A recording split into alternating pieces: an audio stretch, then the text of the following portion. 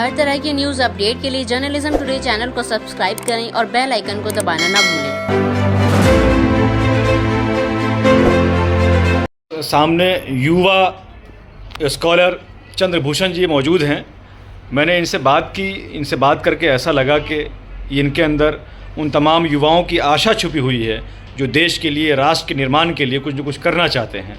आप खुद एक यूपीएससी के स्टूडेंट हैं और आपने अभी भी अपनी पढ़ाई को नहीं ख़त्म किया है, बल्कि आगे और आप कम्पिटिटिव एग्ज़ाम में बैठने की इच्छुक भी रखते हैं। तो चंद्रभूषण जी, आप बताएं कि एज ए युवा जो है आप क्या सोचते हैं? क्या आपको कभी कभी गज़ल गुनगुनाने का मन भी करता है? कुछ शेर भी आपको याद हैं तो हमारे ऑडियंस को आप बताएं। आप जी नमस्ते। बिल्कुल पढ़ाई तो एक करना ही चाहिए, क्योंकि जब आप सिविल सर्विसेज की तैयारी करते हैं तो आपको कई सारे सब्जेक्ट्स पढ़ने पड़ते हैं। हिस्ट्री, ज्योग्राफी, ये सब तो है ही। बाकी है कि उसके अलावा अगर आपके पास टाइम है और अगर आप लैंग्वेज पे ध्यान देते हैं तो मीन्स एक तो ये आपका मूड बूस्ट करता है, और उसके अलावा क्या है कि आप कहीं भी 10 लोग के बीच बैठे तो आपका पूछ जरूर पड़ता है उससे। तो मीन्स मुझे मैं एक शेर इस पर कहना चाहता हूँ कि वह पथ क्या पथिक पथिकता क्या जिस पथ में बिखरे सूल न हो, वो पथ क्या पथिक पथिकता क्या जिस पथ में बिखरे सूल न हो, नाविक की नाव कुशलता क्या यदि धाराएं प्रतिकूल न हो।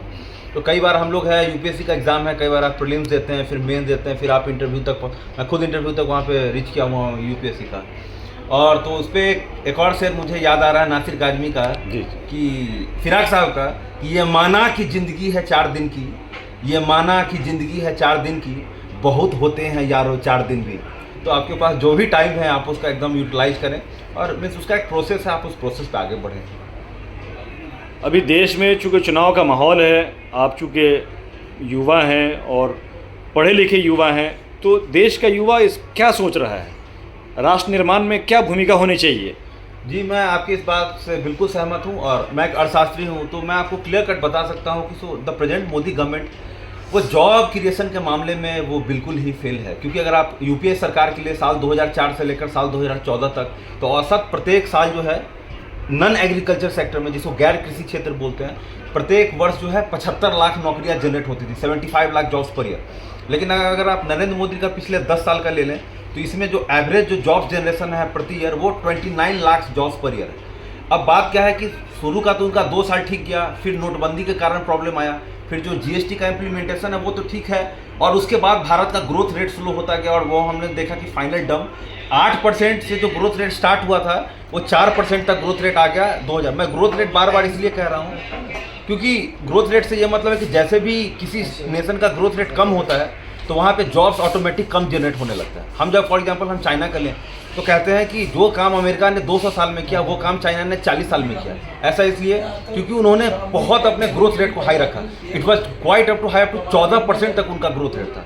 तो इसीलिए जो जहाँ तक नरेंद्र मोदी का बात है, एक जॉबलेस ग्रोथ हम लोग कर रहे हैं, और इससे क्या होगा कि फ्यूचर जनरेशन में लोग को जॉब नहीं मिलेगा। फॉर एग्जाम्पल अगर आप बात करें भारत में बीए, बीटेक, एमबीए करके, तो वो लगभग हर साल 60 लाख बच्चे मार्केट में आ रहे हैं जो कि एक डिग्री करके आ रहे हैं, और बाकी क्लास 9, 10 जो ड्रॉप आउट स्टूडेंट है वो लगभग 90 लाख के करीब है। तो वरिष्ठ अर्थशास्त्री अरुण कुमार कहते हैं कि 1.5 करोड़ नौकरी तो हमको हर साल चाहिए ही चाहिए, और नौकरी हमारे पास आ रहा है 30 लाख, तो बाकी ये 1 करोड़ बच्चा कहाँ जाएगा?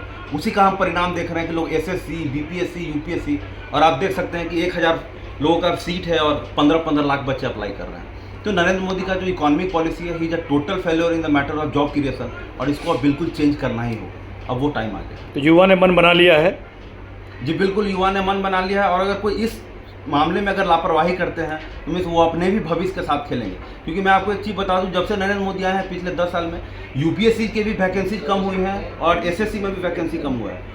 2003 में जितने सीट्स थे 2024 में भी उतने ही सीट्स हैं, और स्टूडेंट उस टाइम 3 लाख अपियर करता था, अब जो है 15 लाख स्टूडेंट अपियर कर रहा है। तो कहने का मतलब है कि जहाँ तक बात है जॉब जनरेशन का, एमएसएमईज के एक्सपेंशन का, उस पर इनका पूरा ध्यान नहीं है। सिर्फ कुछ कॉर्पोरेट्स के सारे काम करना, फॉर्मल इकोनॉमी का जो है फॉर्मल सेक्टर को ले जाना, ऐसे काम नहीं होता है। क्योंकि हमारा एक बहुत बड़ा वर्कफोर्स है, और इस वर्कफोर्स के लिए हमें बहुत तरह का जॉब चाहिए, जो कि नरेंद्र मोदी करने में विफल रहे हैं इस पिछले 10 साल में।